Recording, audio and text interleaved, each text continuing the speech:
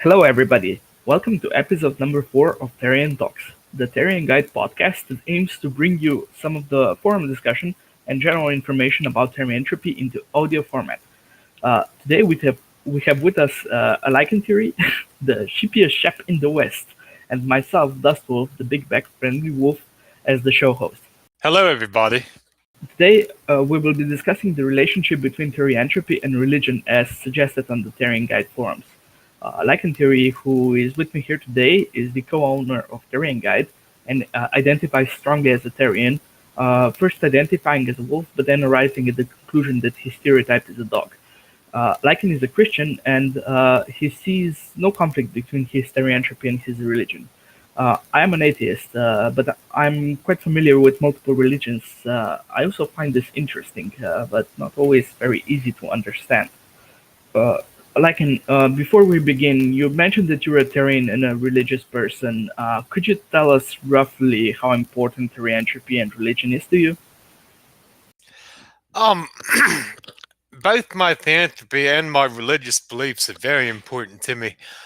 Although they're separate in the sense that my religious beliefs do not dictate what I identify as, and vice versa. My philanthropy does not dictate what I believe in a spiritual or religious sense. Um, I feel that philanthropy is very important to understanding one's inner self, and religious identity is, a bit by contrast, important in defining how we interact with the outside world. I think I understand how you said it was separate, though as an atheist, for me, this is the natural assumption. Many people are Therian guide see therianthropy as somehow spiritual, so it seems there's a connection in there somewhere. My own therianthropy was always psychological, but to return to the relevant question to our listeners, many of them have parents who are very strict about religion. What is your experience with religion and your family? Were your parents religions? Um, Actually, I was raised by my great grandparents, who, as older folks, they were very religious, and as any typical kid who grew up in a religious family, I spent quite a bit of time in Sunday school, church, Bible studies, um, various, religion was heavily incorporated in my day to day and weekly life. My first home church as a child was the Church of the Nazarene, and the second was the Wesleyan Church, which are pretty much the same doctrines. Both denominations are focused on the same core, ideological core of John Wesley. These particular denominations believe that an individual is born in sin or is inherently or innately evil at birth and must undertake a passage to salvation through faith and ask forgiveness. They also focus heavily on bearing testament to the grace of God and believe that good works are the fruit of salvation, instead of believing that one must provide love and charity to be saved. Yeah, I understand. You mentioned earlier that you were raised by your great grandparents. Did you get along with them? Yes and no.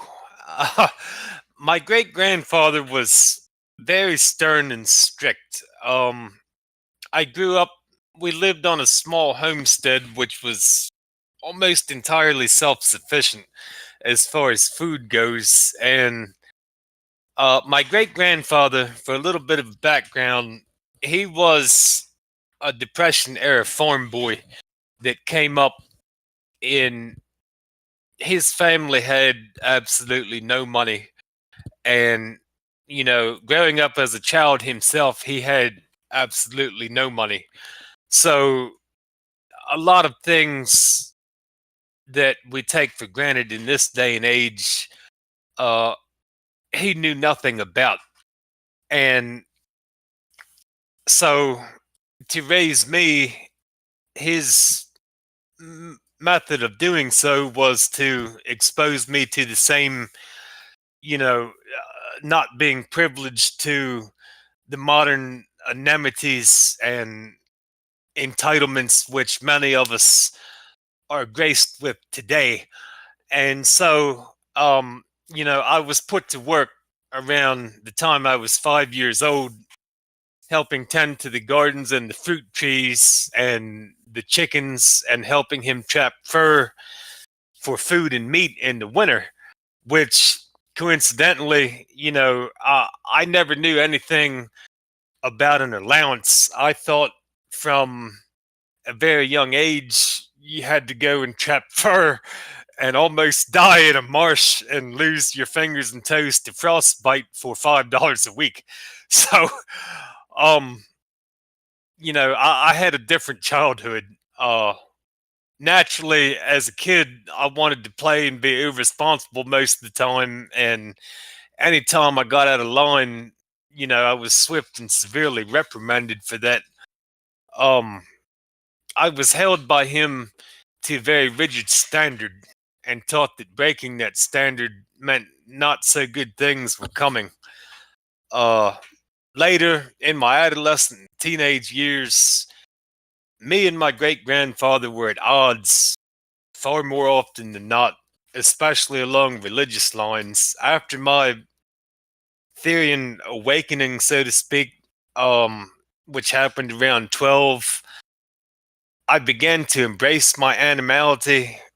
And although I kept it private for the most part, um, as a young teen, one can only expect so much privacy while living in the home of their parents or grandparents or whatever the case may be.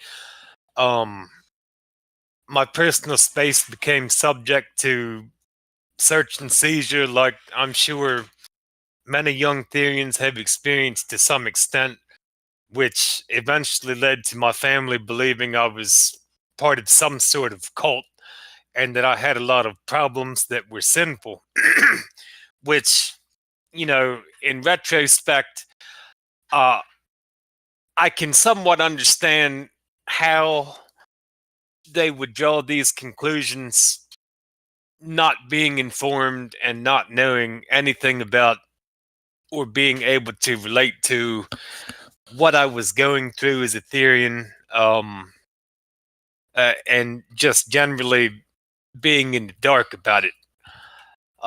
In my later years as a teen, once I acquired a driver's license and a car, I was already gainfully employed at that point, and I offered the proposition of paying rent in exchange for personal privacy, which, I mean, that worked out great for me. If I can really drive one thing home to all the young Therians out there that are having problems with their parents and, you know, they feel like they don't have any privacy. They feel like, they have no say, uh, as opposed to how they can live their lives. Find a part-time job, offer to pay your parents rent, see where it gets you. That you might be very surprised at how far that goes. At gaining your parents' respect and gaining a little bit more individual and personal freedom. Well, you mentioned all this resistance against your parents, but despite all of this, you still choose to keep the religion that they taught you.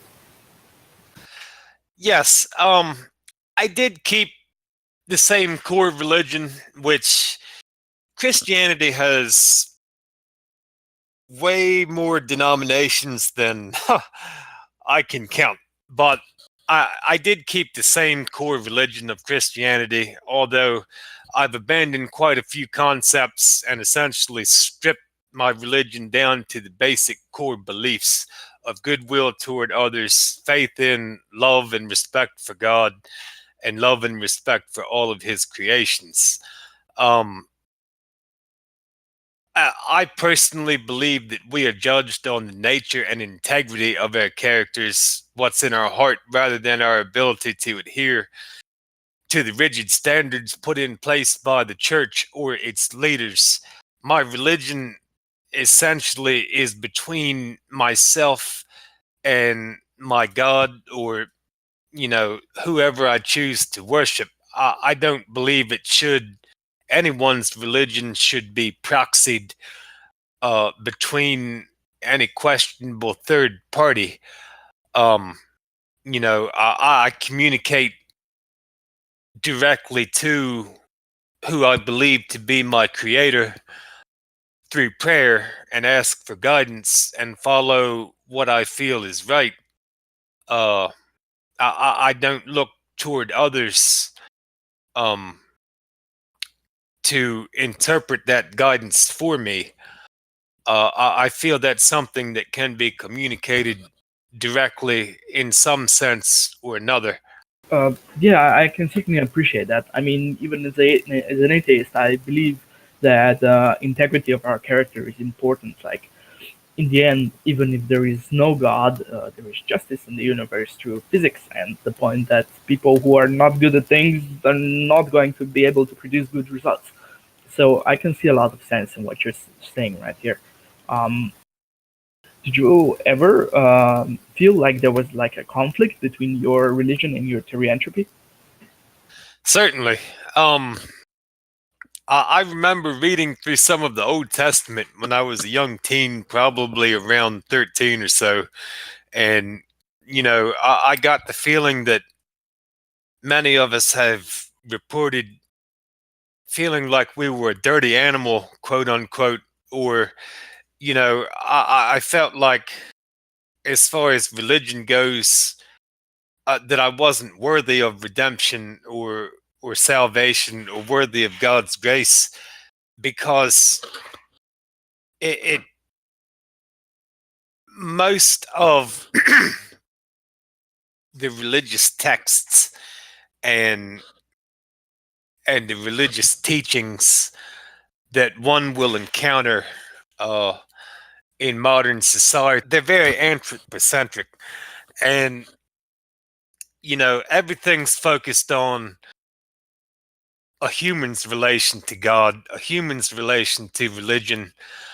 Uh, there's not much mention of, you know, where any of the other living creatures fall in the grand scheme of things. Uh, and I just, I don't think that's right.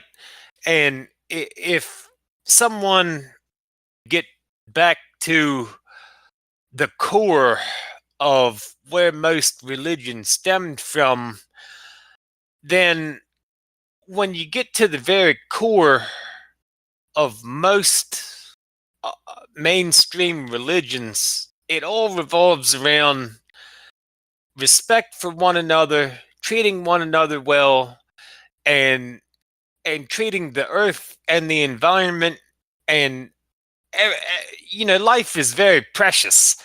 And I think, in a sense, religion is an emphasis of how precious all life is. And I don't think that's limited to human life, or, you know, I don't think that's discriminatory toward any species.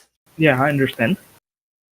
Um, one of the turning points for me when I began to regard this feeling was ridiculous was when I began studying more into the New Testament, and specifically why and how Jesus changed the rules regarding salvation. There's a passage in the book of Matthew. It's actually Matthew 22:37 through 40 that tells us, Jesus replied, "Love the Lord your God with all your heart and with all your soul and with all your mind. This is the first and greatest commandment, and the second is like it. Love your neighbor as yourself. And all the law and prophets shall hang on these two commandments." So essentially, the last part of it, all the law and the prophets hang on these two commandments, is what tells us that all of the rest of those particulars in the Bible that You mean like the Ten Commandments, right? right there's the Old Testament was written largely as a method of keeping law and order for tribal Israelites that were wandering the desert. And, you know, they had just been freed from Egypt. All they knew was slavery and bondage, and now they're free. So, I, I can certainly understand how they would have gotten a little wild and needed something, some sense of law and order um, at that time. And there wasn't really any government to speak of back then that presided over them. Uh, so naturally, I can see where someone needed to come in and say, hey, here's some rules, some basic things that you need to abide by because, you know, we're alone in the desert and we've got to survive. I can definitely understand that. What's significant about the Great Commandment is that it does not regard or respect any particular identifiers, nor is it specific to any given species. The second affirmation that I gain that it's not sinful or wrong in the eyes of God to be a Therian came from researching the old Hebrew Bible and understanding how things were lost through interpretation. The Hebrew Bible uses a very significant word to describe all sentient life on Earth, uh, which that word is, I, I hope I'm pronouncing this correct. It looks like Nepkish. I hope I got that pronunciation right. Anyhow, in Hebrew, this word literally means soul, but it has been lost to more modern English translations of the Bible as life, which that's a misrepresentation. The Hebrew Bible describes the giant sea creatures, the birds, and the land creatures as nephesh. It also describes man as nephesh, although it does not describe plants and similar living organisms as such. So, to me, this means all living, thinking, feeling creatures have a soul, and that soul will go somewhere when one dies. What decides where that soul goes? Well, I think the Great Commandment does. Yeah, I understand that. That seems very sensible conclusion. I mean, it's just common sense, that animals have personality, and I suppose that's a soul, just like in humans. Um, Clearly, Therians should be no different. Um, do you do you believe that there are any examples within the Bible of Therians or perhaps humans who endure similar struggles, who can possibly be used as role models for Therians to turn to as an example? As far as the modern Protestant-based Bible goes, not that I'm aware of. There is, however, the story of Saint Christopher in the Book of Hours, which is not contained in the Protestant Bibles. It can be found in some Catholic literature. Saint Christopher was a new convert to Christianity and decided to wait by a river ford, carrying travelers across on his back. One day, a young child came along and requested passage. As St. Christopher carried the child across the river, the child became heavier and heavier until it seemed that Christopher was carrying the entire weight of the world upon his back. After they got across the river, the child revealed that he was indeed Jesus Christ and explained that the sensation of physical weight was a reflection of spiritual and symbolic importance, which is ironically where St. Christopher's name correlates as being Christ bearer or carrier of Christ. While this is the most iconic and prevalent description of Christopher, what's far less known is the origin of this particular saint. Christopher was said to be very robust in strength and stature due to being of the Cynophili or doghead race of humans that were described as fierce warrior like people, but with their own rich culture and structured beliefs. The Cynophili are described by many accounts as having a very bestial appearance and having the heads of dogs while maintaining the body of men. Um, there have been accounts of this canine race that stem from not only from Egypt but of several different cultures in Greece mythology, medieval lore, and the Orthodox Church. While the legends of Saint Christopher and the Cynophili race are regarded in modern times as cryptozoology or pure myth, I'd say that they may indeed hold meaning to some Therians of the Christian or Catholic faiths who are questioning conflict between their animality and their religion. Uh, if certainly, in my own personal opinion, um, if a half man, half canine, whatever they were, race, hybrid, whatever you want to regard them as, were good enough to carry Jesus Christ across the river and pure enough to become a saint, I see no reason why a modern Therian should not regard themselves, in the same light. Um, Yeah, I understand. Um, Unfortunately, a lot of people's parents don't see things that way. Do you think that maybe some Therian people's parents' threats that being a Therian means that you're going to hell are in any way justified?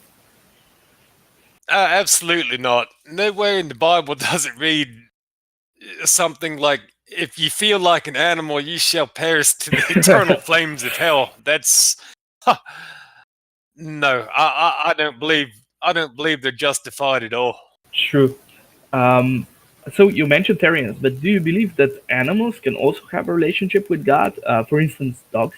I do. It's funny that you should mention dogs because I've always had a personal sentiment that dogs are angels that have not yet been given their wings. Of course, that's the result of influence from the phenomenal companions that I've had in my life, which were canines. And, I don't know where I would be or who I would be if not for their support. So yeah, dogs go to heaven, but cats go to hell, right? Hey now, I'm feeling offended.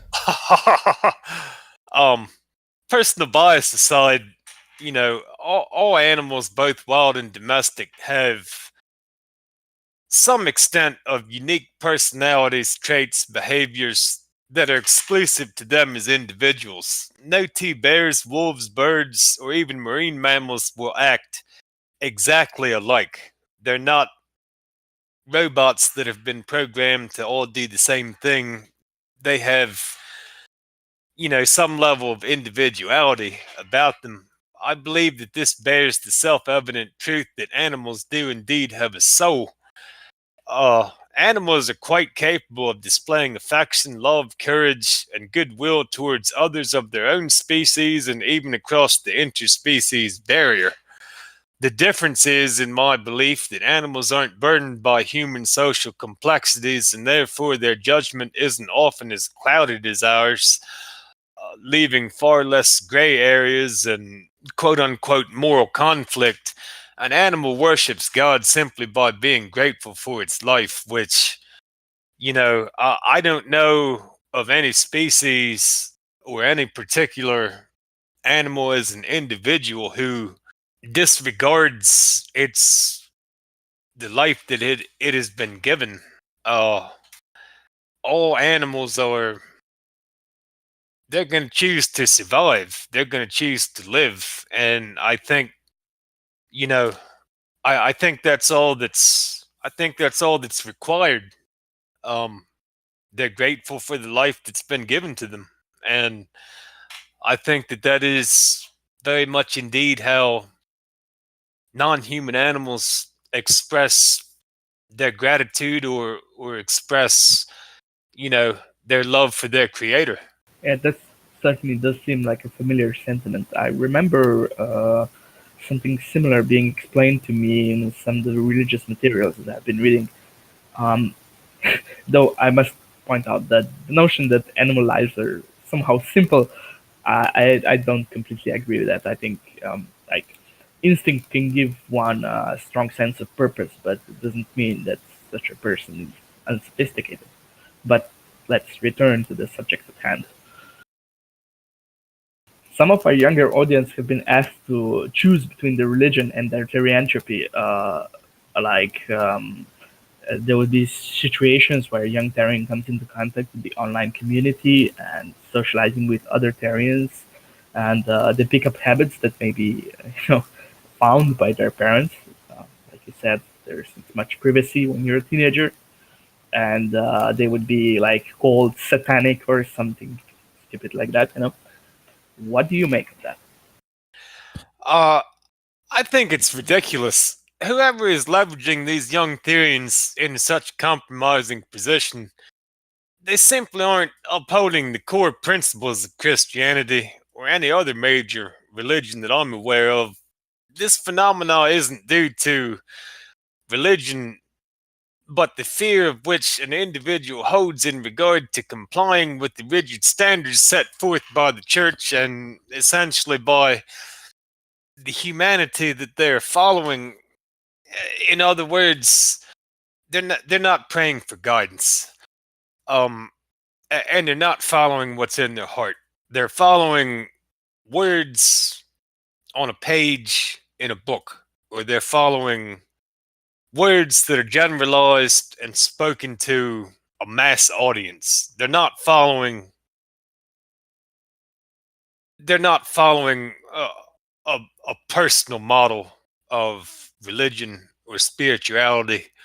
And you know, uh, uh, especially with something as critical importance of raising a child, uh, uh, that's not something that one can follow uh, some generalized crap.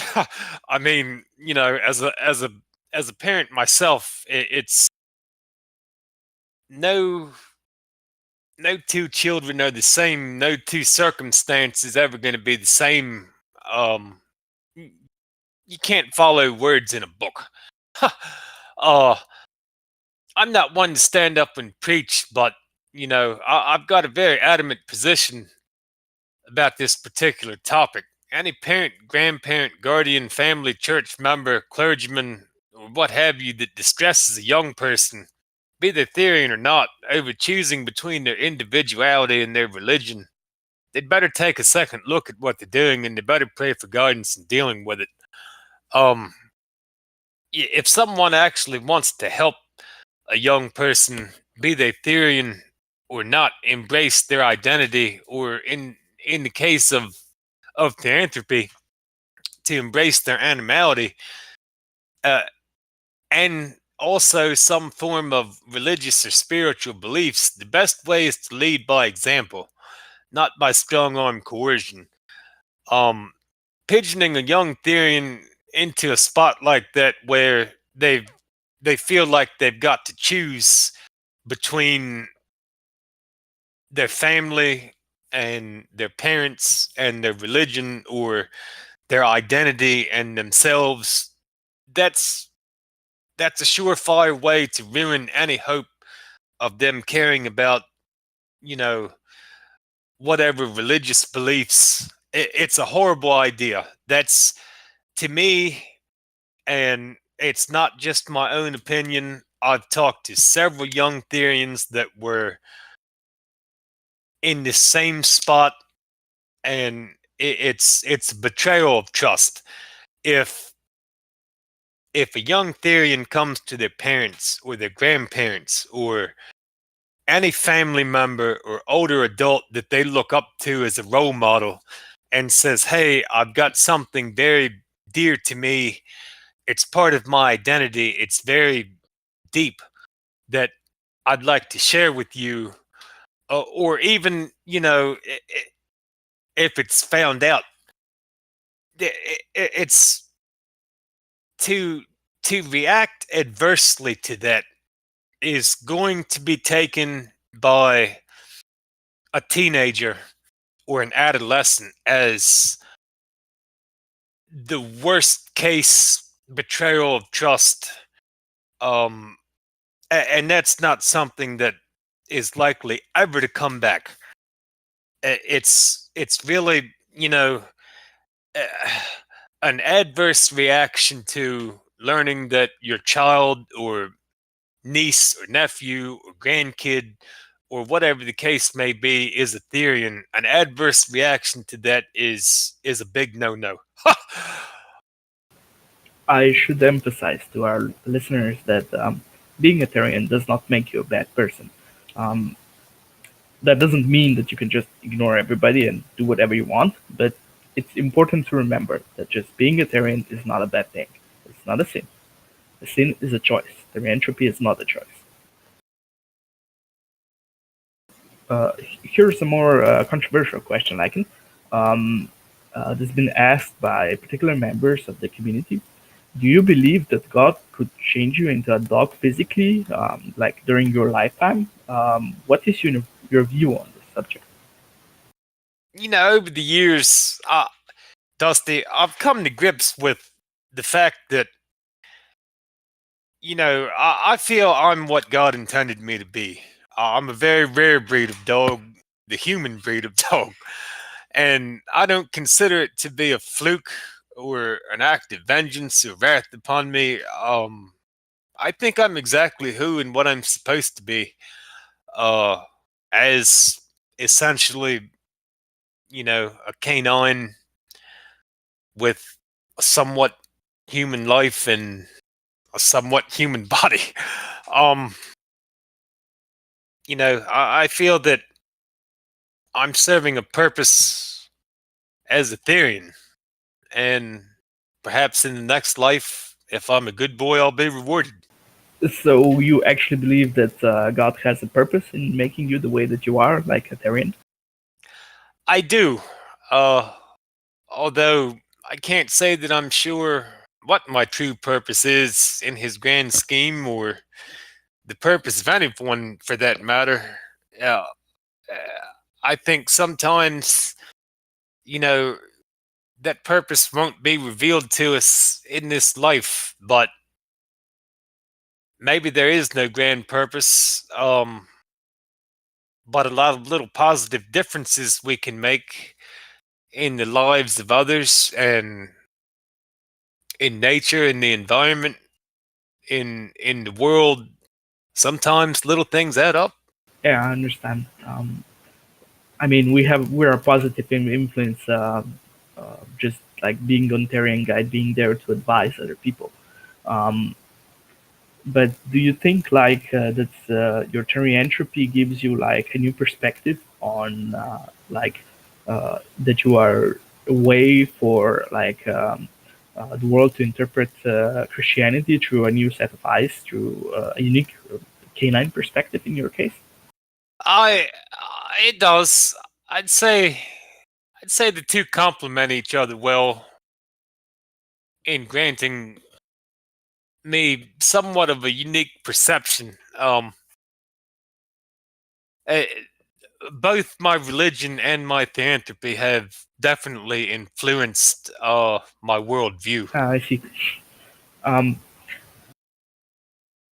some people who are Terrans believe that only alternative religions like New Age paganism and so forth are religions that are suitable for Terrans.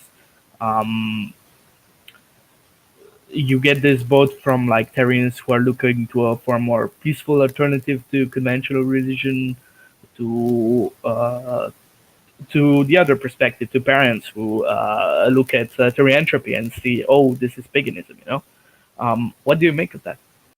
I don't put too much stake in this New Age stuff because to me, there's a gross lack of history or any other significant culture behind it, and I don't mean to disrespect anyone who does believe, who holds on to New Age beliefs, but it kind of seems like something that people tend to make up as they go along.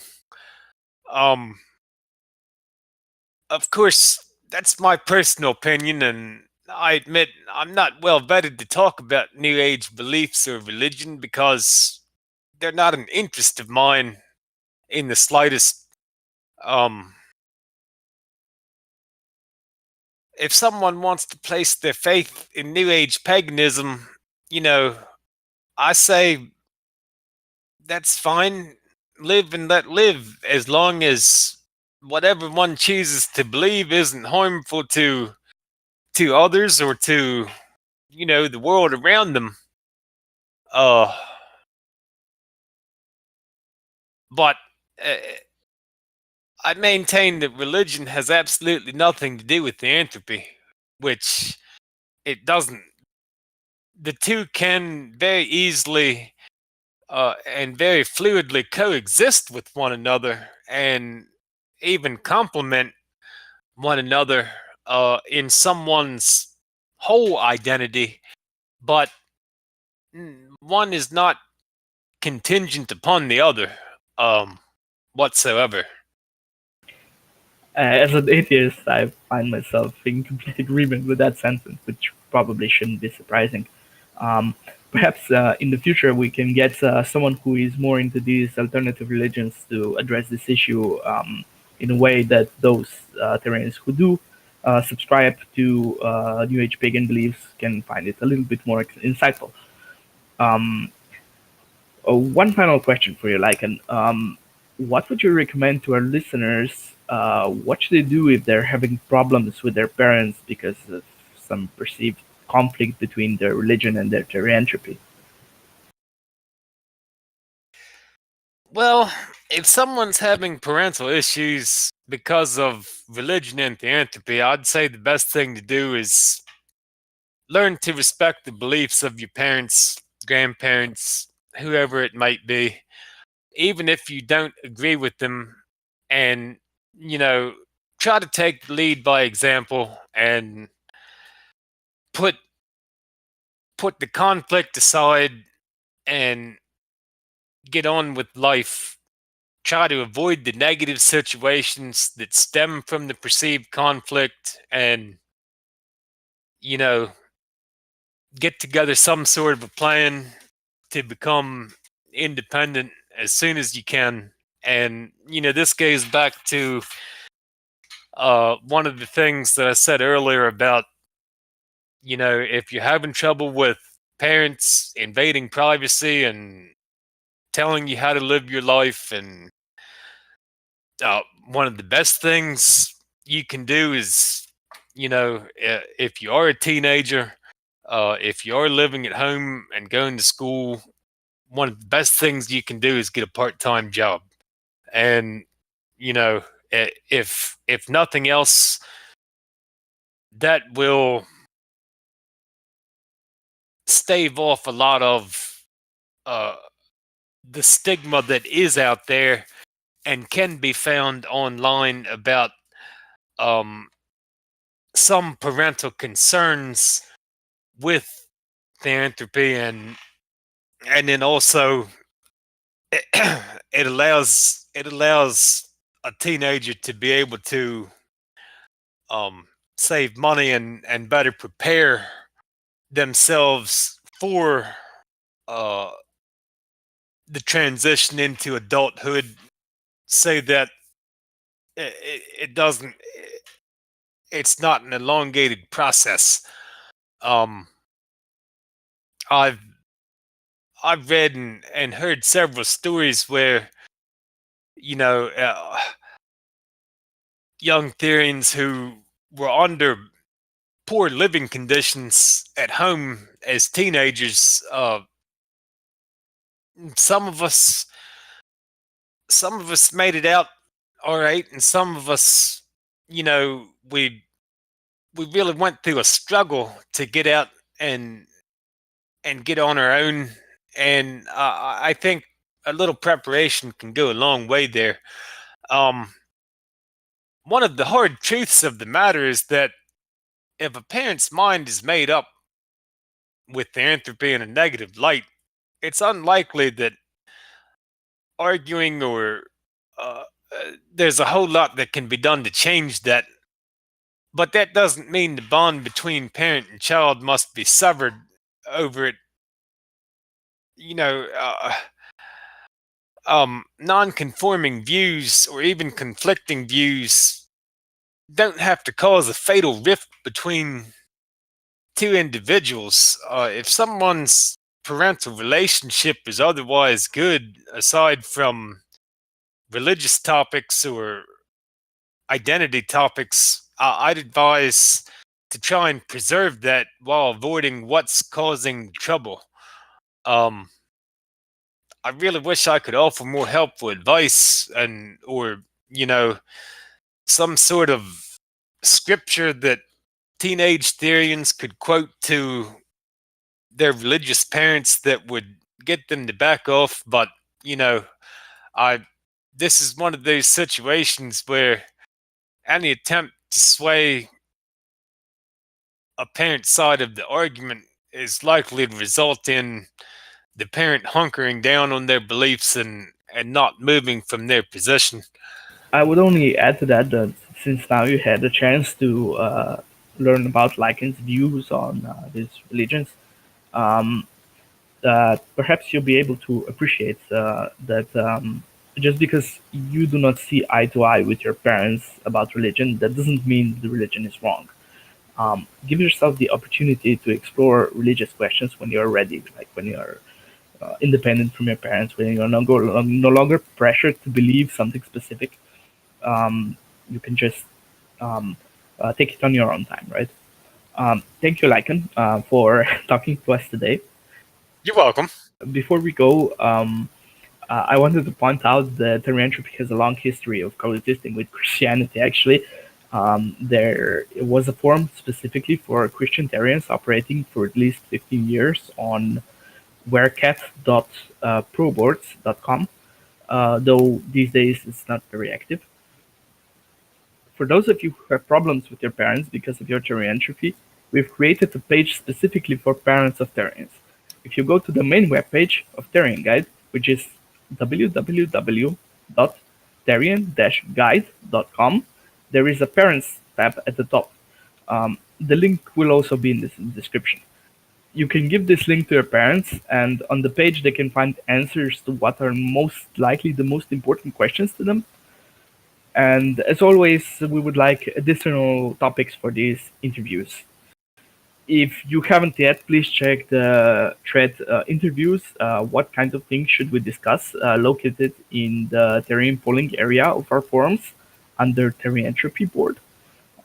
And submit ideas for future topics.